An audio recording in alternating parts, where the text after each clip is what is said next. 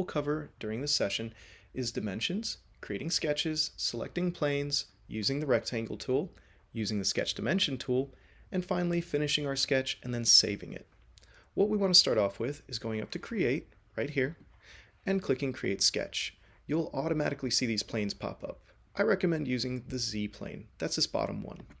Once you select it, you'll have a whole new suite of tools. What we want to do is use this rectangle tool. If that doesn't show up for you, just remember you can click any of the drop downs and go through the tools here on the left. So we'll use the 2-point rectangle tool, and I prefer to just go to the center point, which is right here, and you'll see a little blue box pop up. You click that and you drag it out. Let's make this 50 and hit enter. Now you'll notice that we can still move this piece back and forth. That means it's not defined. The way we'll define that is by clicking Sketch Dimensions. Again, if you don't see that tool, it's located here in Create at the very bottom. So we will click this point and it'll go to that point and we'll just type in 50.